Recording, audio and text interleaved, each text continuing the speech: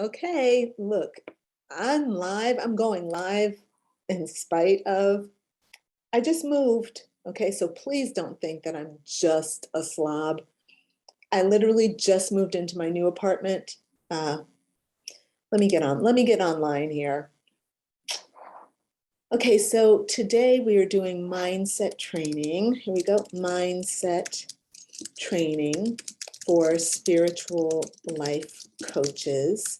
Week 3, Unit 3, Session 1. All right. And here we go. Today we are talking about the divine feminine. The divine feminine. Feminine. Here we go. Go live. All right.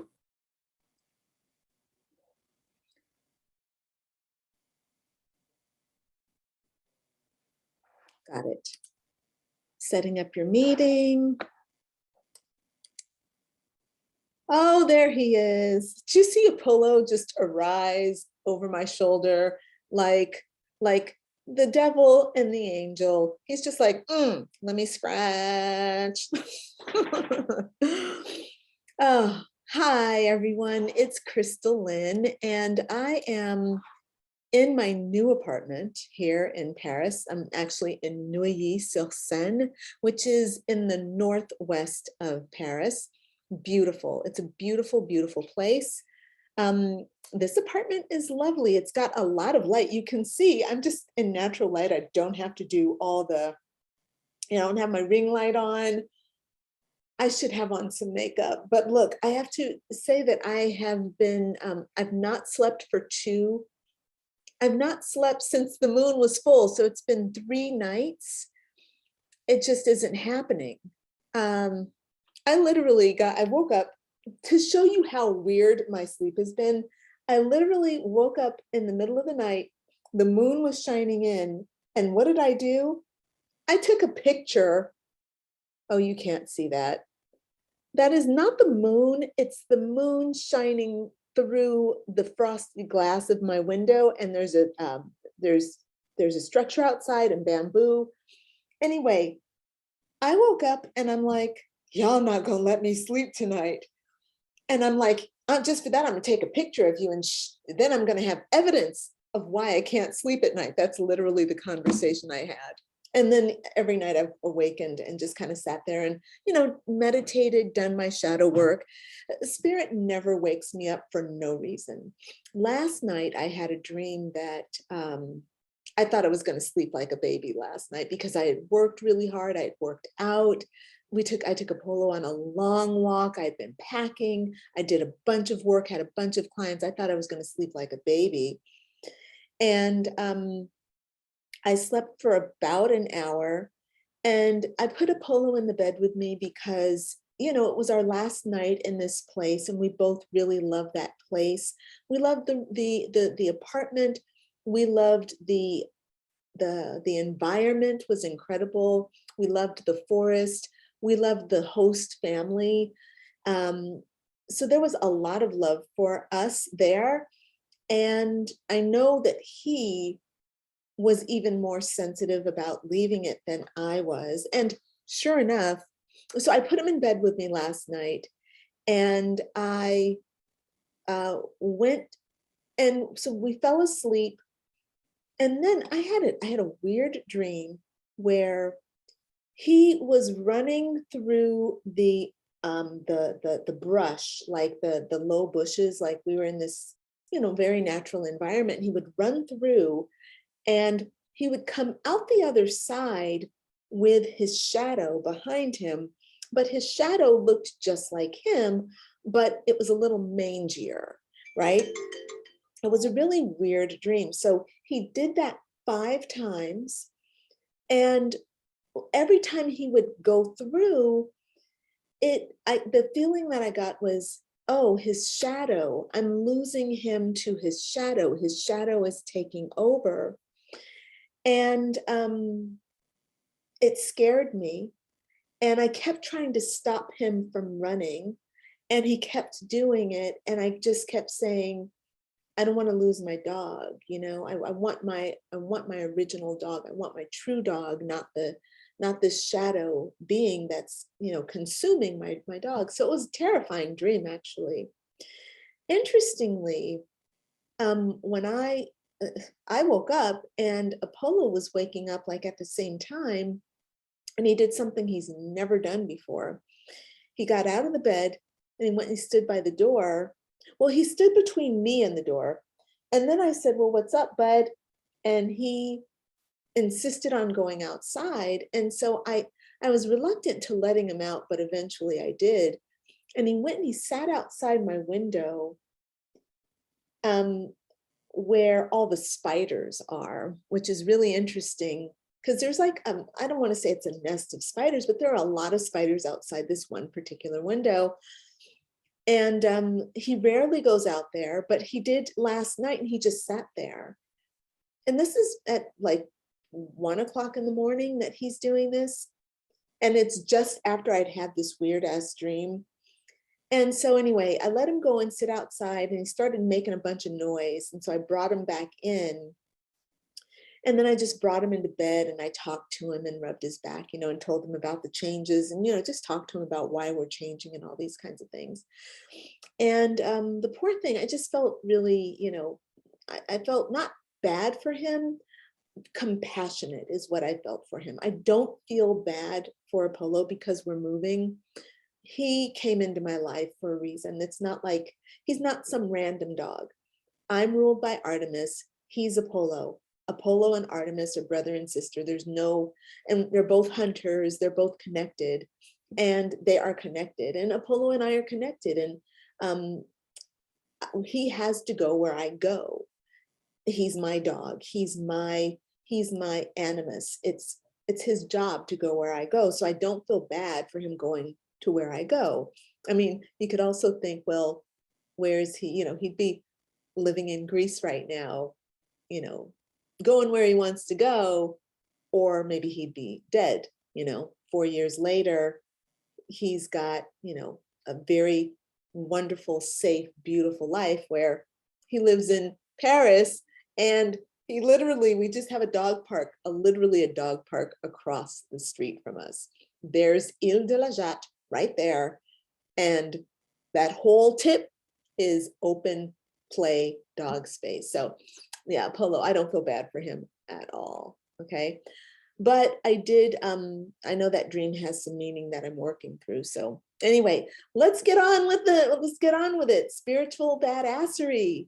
That's our topic for today in mindset training for badass butterfly spiritual life coaches. I'm going to see if anyone is with me on Facebook. Let's see, the easiest way to do that is to come here. All right, if you all have questions, if you're actually able to catch up with me while I'm live, go ahead, type in your questions and comments, and hopefully we'll be able to connect.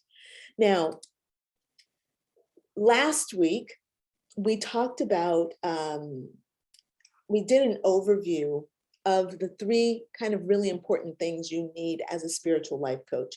We talked about spiritual, emotional, and material badassery.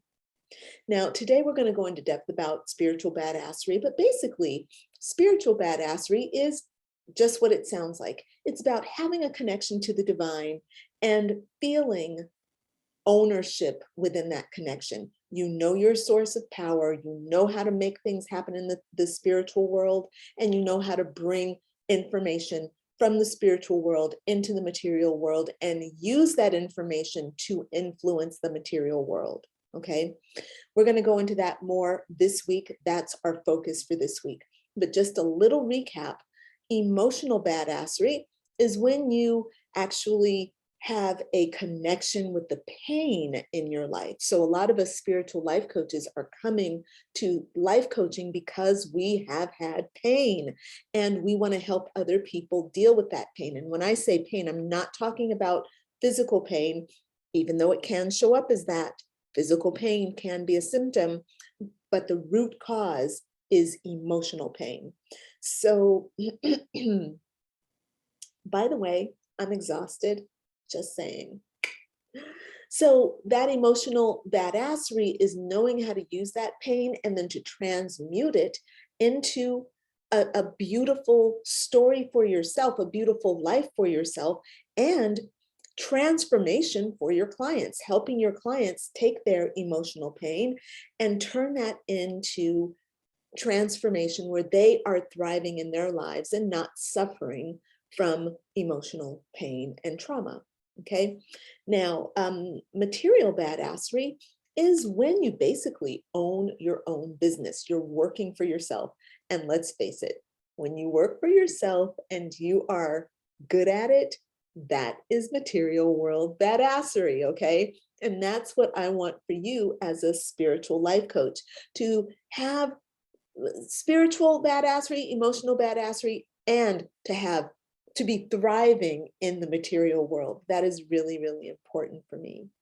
So let's tuck into spiritual badassery. And as usual, I have for you in the curriculum, I have your workbook that's ready. There is some writing that I've done to talk to you about what we're doing this week, what it means to be a badass, spiritual badass. And then there's the homework or the home fun that you'll be doing in your workbook, which is written down for you, questions, and there's an article for you. We'll take a look at that. But for right now, for today's talk, there's something that I highlighted in the curriculum for today. And what I wrote was, in our personal lives, we need to learn how to let the divine feminine flow, but not give all of our power to her. That's the key to this lesson. So why did I write that? Well, one of the first things that you need to be able to do in order to call yourself a spiritual badass, you've got to embody the divine feminine. And let's first talk about what the divine feminine is. So the divine feminine is the feminine principle of life and energy.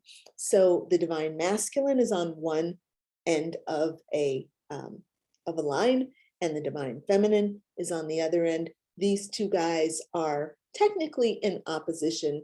They're not really opposing. They are just energies that are moving together in different ways, different connections. Sometimes they're very close, sometimes they're very far. Ooh, could you feel that?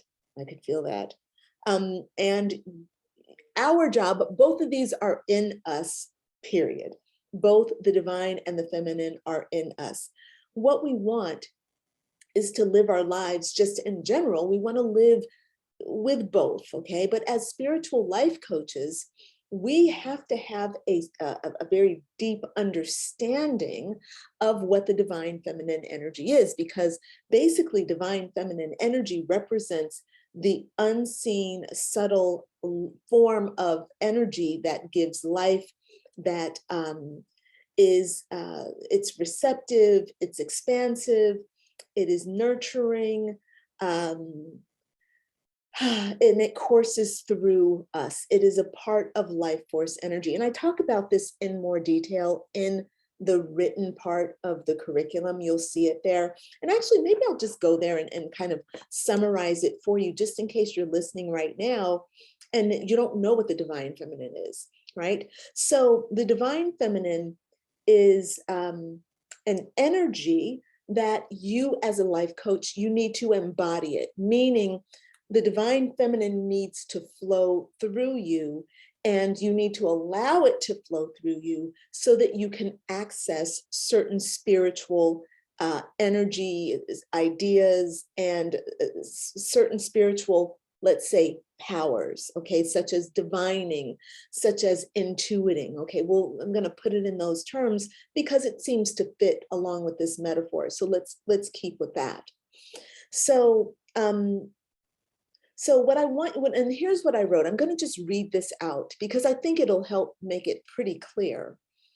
So remember that the divine feminine refers to not just the pretty face of a sexy goddess like Venus, okay, nor does it correspond to a statue that represents feminine virtue, all right? So that's not that's an aspect of the divine feminine, but that is not the only thing. And unfortunately in life, we tend to think about femininity as being pretty and, um, gentle and virtuous. And that's kind of like the patriarchy, how the patriarchy has shaped the feminine.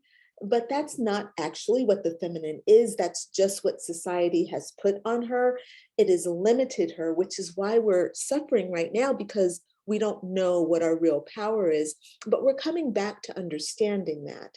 So virtue, sure, that's a part of divine femininity. Sexiness, absolutely, that's a part of divine femininity, but that's not all.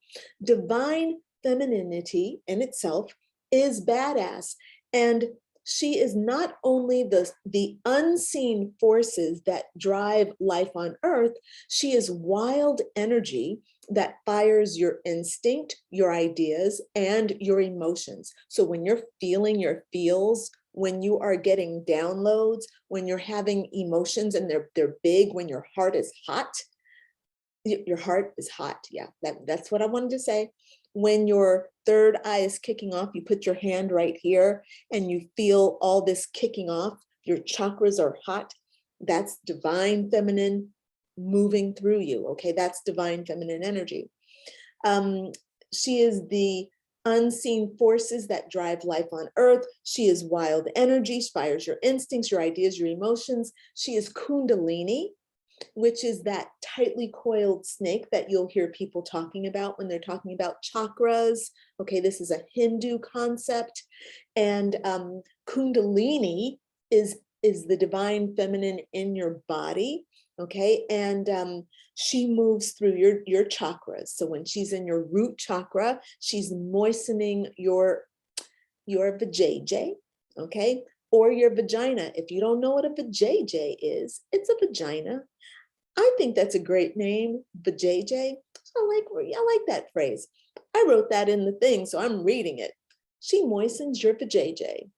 And as that energy moves up your chakras, she moves into your sacral chakra, and she's the energy that helps to release your ovum monthly, that gives you your period every month, okay? She inspires your ego and makes you want to do stuff as she moves into your solar plexus. She makes your heart flutter with joy and compassion and feeling when you're in front of a cute little itsy bitsy baby or a puppy. All right. She opens your throat chakra to sing when you're listening to India Irie and you're just like, all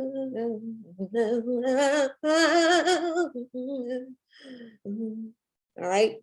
She activates your intuition and she fills your mind with brilliance. All right. So the divine feminine is this very ethereal, intangible energy that is fueling you, and she's responsible for the things that are very subtle and intangible.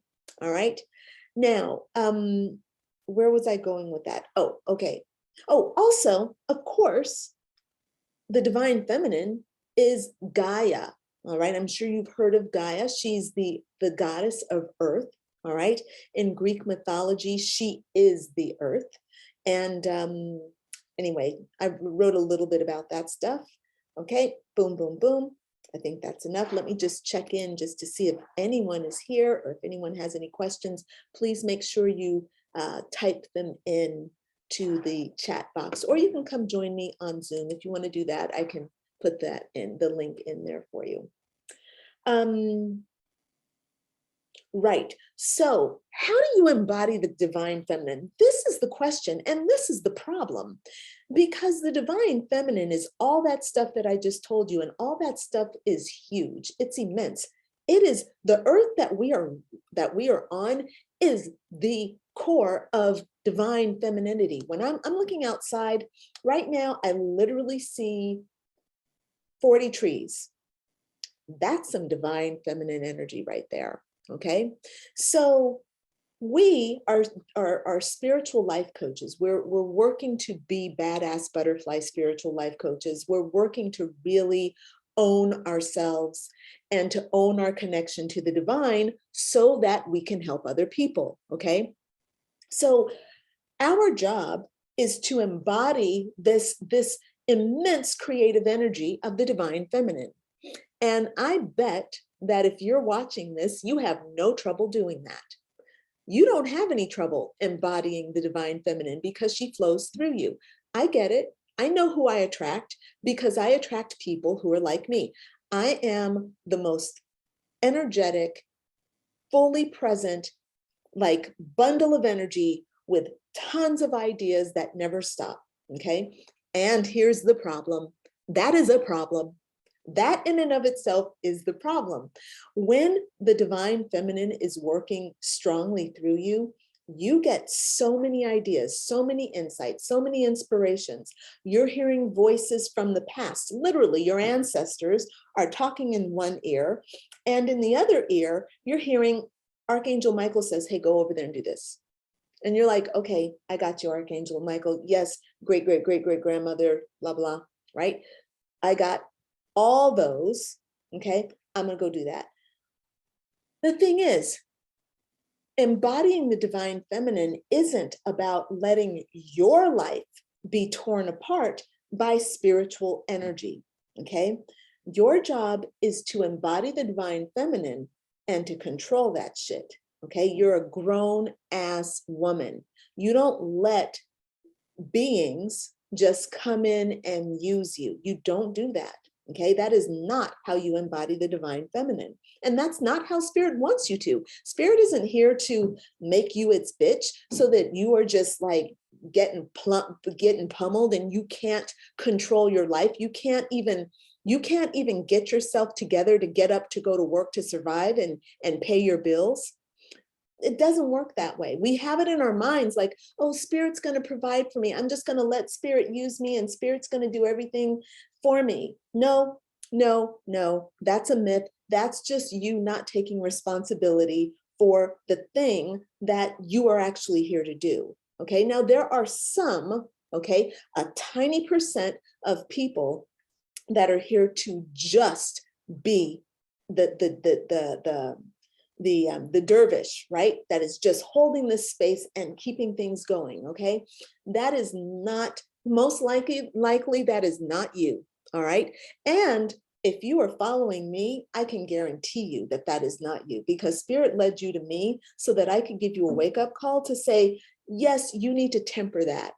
I'm not saying that you should not open yourself up and have a really rich relationship with the divine feminine. But what I am saying is that you need to be very aware and present with yourself. And you are here on this life, in this earth, living your life for you.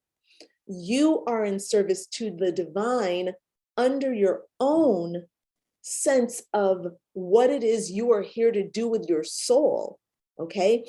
And if you've got entities and energy coming through you and you can't get anything done because you start one thing over here and then you go over here and you do another thing, you go over here and you do another thing, you go over here and you do another thing, and you can't control yourself, you don't have control, you are not really embodying the divine feminine. The divine feminine has taken over you. And if that's the case, if you like that, great. If that is really exciting for you and you like not being able to pay your bills and you don't know where your next meal is going to come from, and you like the stress because for some reason you like the stress of being behind the 8 ball and not being able to take care of yourself, okay? For whatever reason you like that, fine. But chances are, again, you're just not taking responsibility.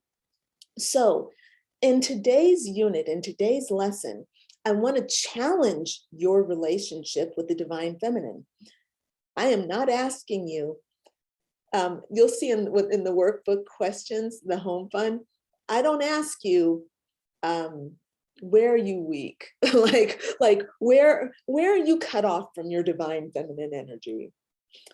If you're watching this, you're probably not cut off. That's why I didn't even put it in. I need to actually put that in because maybe there is someone who's watching this that is totally cut off from their creativity, from their sensuality, from their emotions, maybe, but usually the people who are coming to me are on the other side of that, where they are drowning in their emotions. They can't control themselves. They feel good today, then they're down tomorrow, then they're good the next day, then they're down for 2 days, and they're good for 2 days. Like they're all over the place, okay? So today's lesson is about starting to get a grip on who you are as the leader in your own life, because this is ultimately what this is going to come down to. In order to be a badass butterfly spiritual life coach, you have to let go of the old caterpillar self, which was not in control of their emotions, not in control of the energy that they allowed in. They weren't in control of your future. And what I am suggesting today is that you get in control of your future, that you actually like take responsibility for who you are and what you're creating. And the divine feminine, y'all are in a partnership, and it's not an equal partnership. This is your life, okay? You are here to create your life, and you have to make decisions about that so that the divine feminine comes along with you and serves you, not just lets you go all over the place because you're just dancing like crazy, trying to do things and just all over the place. All right. I hope that makes sense. Let me see if I have any feedback. Any feedback, anybody? I'm refreshing to see. Okay. Jessica's here. Hey, Jessica. Nice to see you, my friend. Happy Monday. Very good. So if there are no questions, I'm going to just hop onto this. I'm going to hop into the session for today just to kind of give you the layout as I've been doing. And I'm really, really sorry I did not come up with a video for you all to watch. Today, I like putting those videos in, but I think I'm a little bit too distracted with with my move. Okay, it's a really big deal to be moving. I move a lot. Of course, it's not really a big deal, but it is emotionally. It doesn't stress me out like it's not a big deal, like it stresses me out. I'm terrified of moving. No, I love moving, but the fact is I have to pack boxes and then repack and all this kind of thing. So anyway, here we go. So today's session, and actually let me start here. We are here with the workbook, all right, just so that you know that we have this week's workbook. And the theme for this week is spiritual badassery and divine connection, all right? Oh, and now the next lesson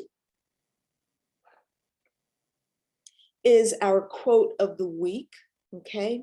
And the quote of the week is, I love this. I love this. Adding wings to caterpillars does not create butterflies. It creates awkward and dysfunctional caterpillars.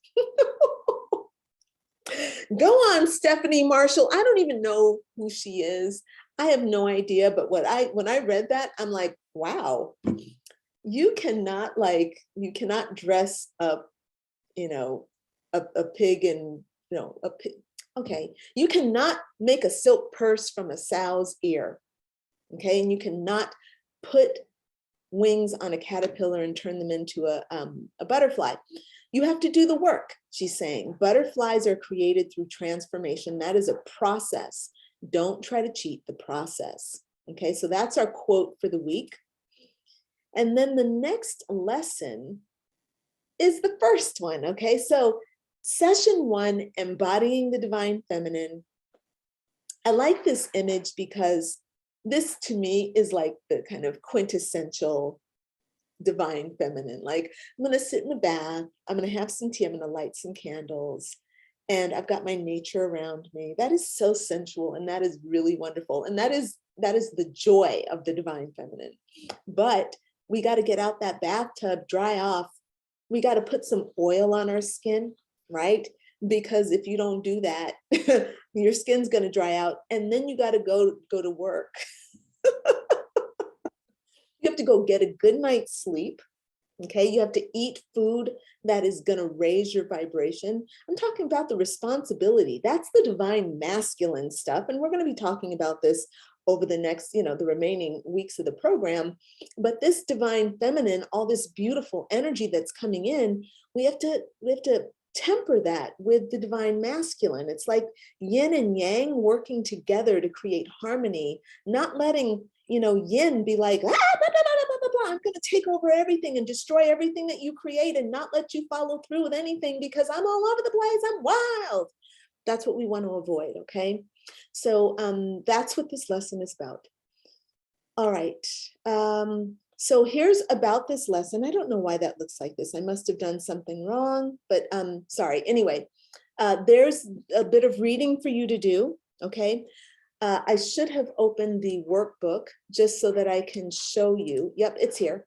All right, so this is the workbook. There is an article for you to read. And keep in mind that I know I'm giving you all a lot. Please don't think that you have to keep up with this program. If you're getting this, like if you do one of these a week, because I know that I'm asking you to think deeply. I know that I'm asking you to read a lot and think about what you're reading. You're not going to be able to get through this all in one day or get through all 3 of these exercises in 1 week. I have to move on so that I can teach the other things I need to teach, which is why I've set up the teachings in this way, okay? I want you to feel free to enjoy these and to take your time getting through them. Take your time, dive deep, because this is here to help you. It's here to enrich you, okay? So take your time, read through the article that's here, and then you'll see you have your blank pages so that you can write into the book. Remember to download the book.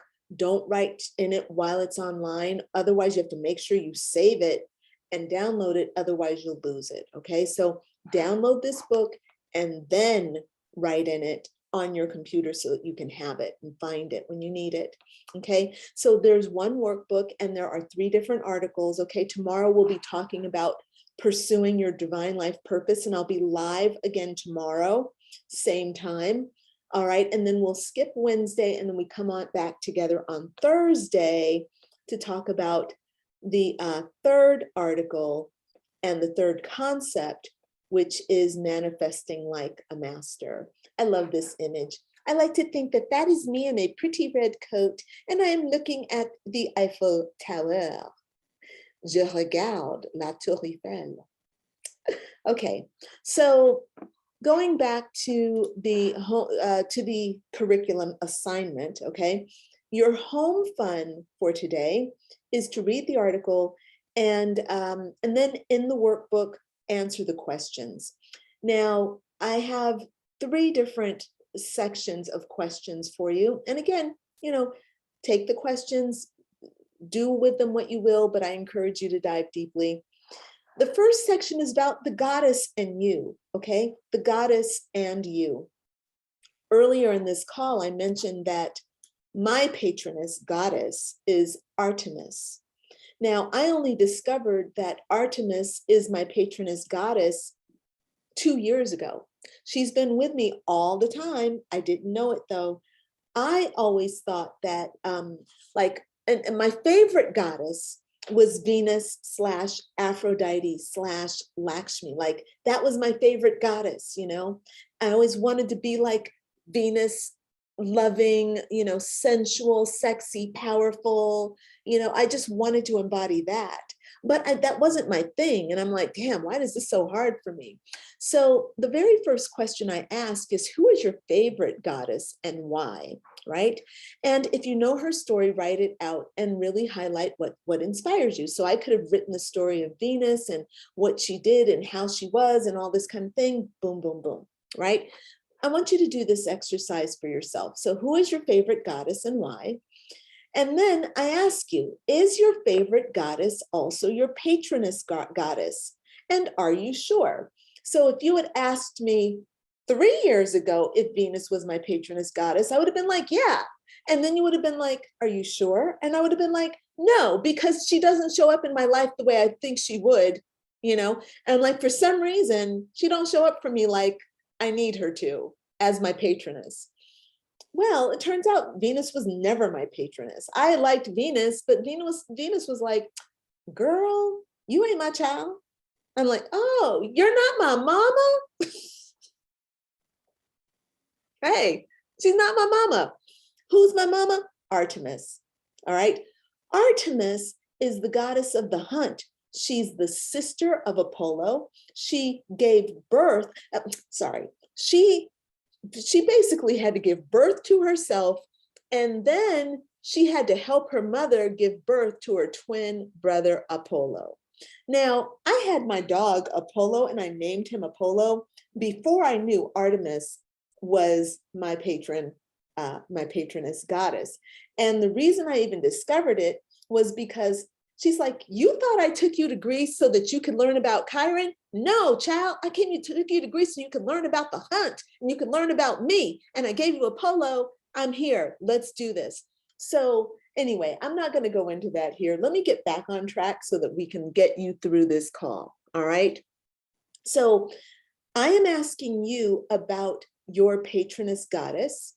And if your favorite goddess doesn't quite show up for you, then that is a sign that maybe she's, you like her and that's fine. And she likes you too, probably. She probably likes you too, unless she doesn't, but most likely she does. The only goddess who really doesn't like people is Hera. And she kind of needs to be the goddess that doesn't like people, because Hera holds you to really, really, really high standards. And if she went around liking people, she'd be letting you get away with shit, but Hera don't let you get away with nothing. So you want to stay under the radar of Hera. Hera is the only goddess who ever made Artemis cry. You have to be pretty badass if you're going to make Artemis cry. Anyway, so sorry, getting back on track. So who is your favorite goddess also your patroness goddess? Are you sure? Write out your answer. If your patroness goddess is different than your favorite goddess, write out why you believe your patroness goddess has chosen to come through you. There's a reason why she chooses to come through you. Write out the story. If you know her story, write it out. If you don't know her story, go discover it. Go online. There's so many great resources all over. She will guide you to the things that you need to know about her. Okay, so go there, read those stories, and remember that when you're reading things online, you take that stuff with a grain of salt and you run it through your own life, your own understanding, and you see how it applies and what you need to take from it. Okay. Anyway, all right, so there's that. Another question you need to consider is how you're different than your patroness goddess. So for example, Artemis, and actually this is how I grow, and this question is super important because Artemis is extremely, she's a goddess, okay? And she's the daughter of Zeus, okay? Now, she's not the daughter of Zeus and Leto. I'm sorry, she's not the daughter of Zeus and Hera, who is Zeus's official wife, okay? And that's why Hera hates Artemis. Well, she tolerates her, but that's why she doesn't like her, because Artemis is really, really, really beautiful, but she's wild. And, she's kind of like, to the pantheon, the original pantheon, she's kind of like, I don't give a fuck about you. Just give me my hunting dogs, give me my nymphs, give me my silver bow and arrow. I'm going hunting. All right. And she's like, I don't care about your ceremony. I don't care. So that's very much Artemis. And so the question is, how are you different than your patroness Artemis, than your patroness goddess? For me, I'm very different in that I care. And this is a problem. And this is one of the reasons why Artemis is working through me. She's helping me balance out I care about what Hera thinks. Like, Hera made Artemis cry. That was me. Okay. And Artemis was like, you let me down. We're not supposed to be crying. Don't be coming up in here crying. Okay. Sorry, I know that makes no sense, but it makes absolutely perfect sense inside my own head. All right. But the point is that where you're different than your patroness goddess is either helping their energy to balance out and to heal, because gods and goddesses actually do need healing as well. Zeus is a fucking rapist. Tell me his energy don't need some fucking help, okay? He needs healing, all right? So when you're working with that God Zeus energy, you got to be careful that you're not raping and pillaging, and you got to balance that shit out. So how are you different than your patroness goddess? So where she's strong, you know, and you're weak, you need to know that. Where she's maybe out of control and you feel like that needs to be balanced out, you need to look at that. Like, you know, Artemis will slay a person for looking at her. She'll slay a man for looking at her the wrong way, you know. She'll wipe out an entire village for, you know, because they didn't do their ritual the right way. And so, you know, I'm notorious for off with her head the moment one of my virtual assistants does something wrong, but that's not okay. So what I have to do is balance that Artemis kind of, you know, I'm superior, I'm what is imperious? It's an imperious attitude. I have to balance that out in my human life, okay? So this is why I asked the question. It's a very important question. Think about it deeply. What ways are you different in good ways and in bad ways, okay? Ways that serve you and ways that don't serve you. All right, in what ways do you need to be more like your patroness goddess? And actually, let me just check in. Oh, Monica's, hey, Monica. All right, nice to see you, friend. She says, hi, love that, mama. Cute, okay. My goddess be like, cut this bullshit, girl. You see what I'm saying? I know. Exactly, Monica, exactly. So very good. So let me just hop back on here. And okay, what ways do you want to be more like? Okay, in what ways do you want or need to be more like your patroness goddess? So this is kind of not the inverse of that question, but it's just kind of building on that question, giving you an opportunity to see how you can use this energy to better your life, all right? And how can you take on more of the goddess's qualities that you want to take on? I should have added that in here. How can you take on more of the qualities that would serve you in your life, and maybe even help you get to your goals, or help you expand your being, or help you feel more grounded, more safe? It could be for anything, okay? I wrote it out a little generally. I could have probably narrowed it down, but maybe it's good that it's general, all right? So that's the first section of the home fun, the goddess and you.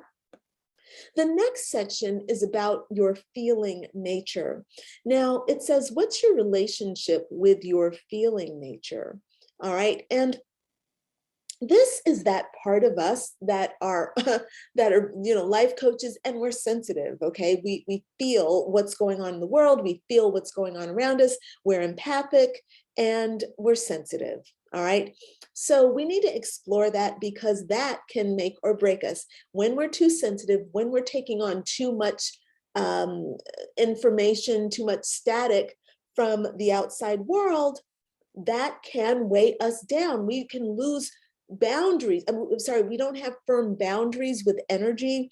This is what goes back to what I was talking about earlier, when the divine feminine is coming in and everybody's doing everything inside of you and you don't have any boundaries, okay? And your feeling nature is really strong. So, you know, this energy is over here, and it's an energy of feeling weighted and mournful. And then this energy is over here feeling scared. And you don't realize that neither one of those are yours, but you're taking them on because they're in there and you haven't set up boundaries, okay? This is an issue. It is a real issue, especially because we, in our realm, we are the sensitive ones. We came in like this, okay? We came into Earth like this, and we started picking up stuff when we were in the womb. We were picking up stuff, okay? We were picking up stuff as a toddler, as an infant, as a toddler, all through life. We went through picking up stuff. And even at our core, we don't even know who we are. We have no idea of even who we are. So this is a big deal. Your feeling nature can make or break you. So what are some of the ways your feeling nature serves you? Okay, how are you using it on a daily basis? What are some of the problems that go along with using your feeling nature? What qualities from your feeling nature will serve you as a spiritual life coach, and why? Very important questions. Please put them all in your workbook. Oh, and let me see if it showed up. I thought I asked it to. Hold on, let me refresh this page. Okay, see, all right, so look, y'all, I say down here, I say, when you're done with this exercise, come and post in the Facebook group, and nobody's posting in the Facebook group. So what I'm going to do is add comments and have you post your comments down here, because I want to see what you all are doing and I want to know what you're thinking. So I'm going to make sure that there are comments on the lesson so that you can go in and actually write your comments and share your stuff there. Maybe it'll be easier if it's actually on the same page. Okay, so share with me what's going on. Share with me your ideas. I want to see everything there. And please don't private message me your stuff, because this is a group experience. It's not about, this is not a private coaching session. So don't privately send me information just because that's not the relationship that we have in this program. This program is about our group affiliation. No, it's just our group work, which is, we're building community, and it's good for people to see what you all are going through, because you all are helping one another as you share. All right. So I'll get the comments here on this doohickey, all right, on the lessons, and then you all can share in that in the lessons there. All right. So the last section, as you all know, Crystalline is always saying it, you have a responsibility. All right. So what I want you to consider is, do you notice any problems with the way the divine feminine is working in your life? Okay, that's the first question. And then I leave it at that. What do you need to do to improve how the divine feminine shows up in your life? All right. And this is a bit of a tough question, because if you knew how to control the divine feminine, you probably would have been doing it already, right? And actually, I think that probably is not true. I think that most people don't know that they can control that energy, and that's why they don't control it. But it's something that you have to learn, and it's not easy because it's so much in our feeling nature, and what we feel feels real. And so we give that dominance. So like when we feel anxiety, we think, oh, it's anxiety, it's real. This is fearful. This is terrifying. They're asking me to do something I can't do. Okay. But actually, that fear isn't real, because what's real is you are safe, you are divine, you are connected, and we're simply asking you to come forward into something that's going to expand you, and you are safe, right? You're always safe, you're always intact, you're always intact. Energy can be neither, what is it? Is it energy cannot be neither created nor destroyed, right? Or matter can, wait, that's matter. Oh, okay, never mind. Whatever I was just about to say, I don't think it exists. I think I was just making something up. I think I just conflated things. My bad. Anyway, so you are ultimately safe is what I was trying to say. So my point is that you have to learn how to control your energy. You have to learn how to control your thoughts. You have to learn how to control your emotions, okay? You have to learn how to control your focus. And it is a process, but you can learn it, and you're here. You are learnable, you're teachable, right? All right, boom, that's it. All right, so let me check in, see how y'all are doing. I'm gonna stop my screen share, and I'm hopping on Facebook. All right, let's see. Okay, Stephanie is here. Hi, Stephanie. She says, this is interesting. I missed something, so I'm going to go back and watch past videos. But can you maybe explain how one knows who their patroness goddess is? It's such a good question, Stephanie. And Monica, I did see you post in the Facebook group. Thank you, Monica. Thank you.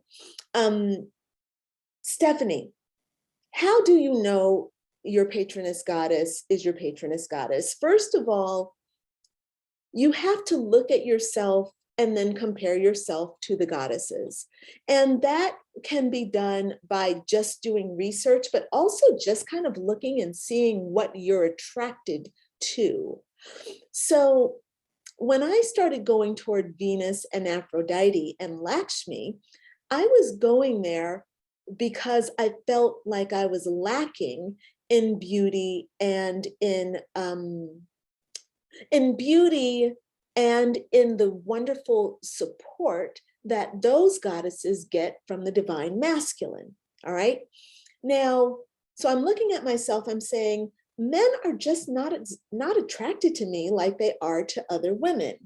And all my girlfriends say, men are attracted to you, you just don't notice it. And I'm like, yeah, well, whatever. I'm having an experience of men not being as attracted to me as they are to other women. And I thought, oh, Venus doesn't love me. You know, I'm not blessed by Venus.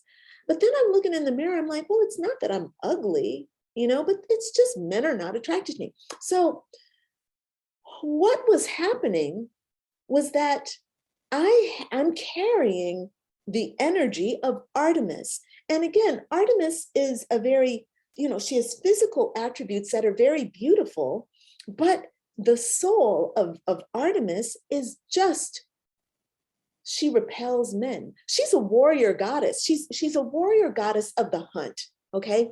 And her energy is just like this. It repels men because she doesn't want to be bothered, okay? Now, how does this help you know who your goddess is? Well, you have to understand what's going on with you in order to know who's with you, all right? So, Stephanie, can I ask you for some feedback? If you can tell me, for example, and this kind of thing works really intuitively, like the first thing that comes to your mind is a great way to, the first thing that comes to your mind is to accept what that thing is and to know that that's leading me down the path, okay? Now, let me go back. Let me simplify, because I'm not even sure if Stephanie was even able to stay on the call, or she might even be typing right now. I just don't know. So I want to answer this question so badly. So Stephanie, who you are, what you look like, and how you carry yourself is telling you who your goddess is, who your patron goddess is. Who you are, how you carry yourself, what you look like is telling you who your patron goddess is. Now, for me, if you look at me right now, I'm sitting, my belly's taut, I'm not laid back, right?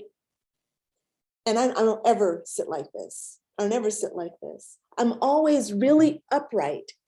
So your posture, how you speak, your attitude, that is going to tell you who your goddess is.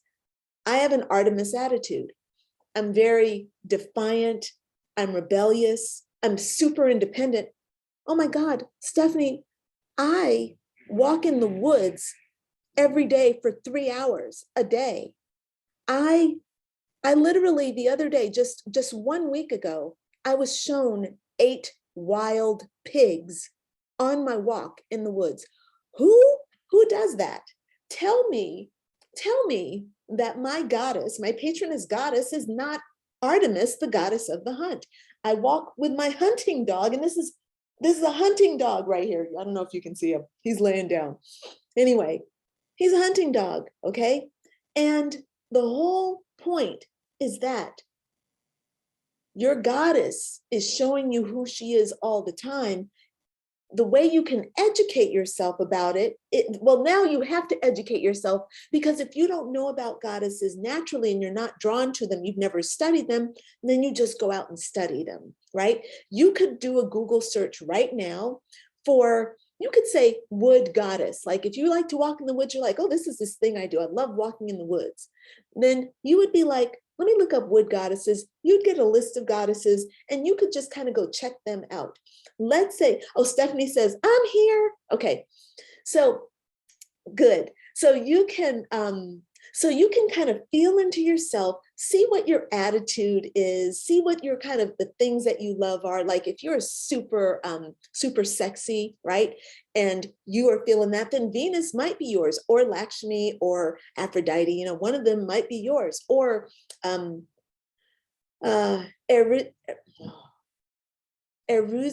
Jesus, I'm not going to say her name. I'm not going to say her name and mess up her name so that she can come and smack me. No way. I see it in my mind. My mind is not forming it. My lips are not forming it. I'm not going to say her name. Erzule. I just said it. I said it right, I hope.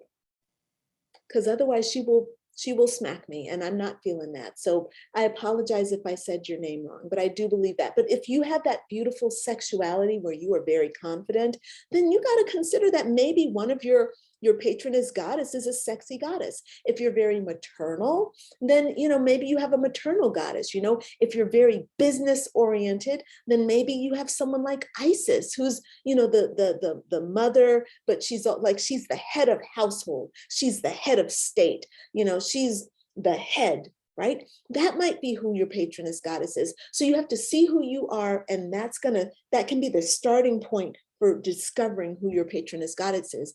I loved going to the Getty Museum. I knew that I knew that my patroness goddess was Greek, because since I was a little kid, I was attracted to Greek art, Greek stories, Greek mythology. I knew it. Like God was like, look, you might be a little Black girl in Oakland, okay?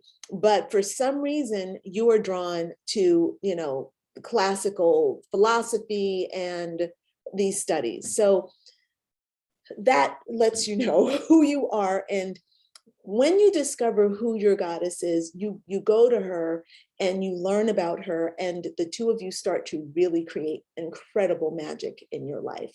All right. Very good. And Monica, okay, so I've got two Monicas on the call. That's cool. I have Monica Lopez Diaz, and she says, I get to see everything. I get to see everything, and that is amazing. Awesome. I see myself as Lakshmi. That's beautiful. I love Lakshmi. She's got such great energy, and she's so generous and beautiful and peaceful and elegant and refined. And I'm so okay not having her as my goddess right now. Like, you know, I still have a beautiful aromatherapy, an aromatherapy essential oil blend that I made for her, just because whenever I come around like ylang ylang and sandalwood, I think about Lakshmi. Anyway, I love that. I'm glad that she is there for you. Okay, and learn more, and you know, use that beautiful energy that she has to and read her strota. If you're gonna, or wait, it might be strota or strotum. How does that work? Monica, if you know if I'm saying that wrong, I think it's the Lakshmi strota or the Lakshmi strotum. I could have it wrong, okay? Anyway, it's a story, like it's a song, it's a prayer, like it's the story. And when you read that story, you're doing the affirmation of her, right? So bringing that in, that's a wonderful thing about the Hindu gods and goddesses. They have all that stuff that's still alive and active. It's like the oldest religion in the world, and they've just maintained it. It is gorgeous to be connected with a Hindu god and goddess. It's awesome. Strotum, thank you. And let's see, Stephanie says, I'm a spiritual hippie who lives outdoors. I do not feel sexy, but I'm not ugly. Oh my God. I'm confident with my painting and my heart. I believe in balancing our energies and embracing our dark and light. I love myself finally after 40 years, but I'm looking for my sensuality, I guess.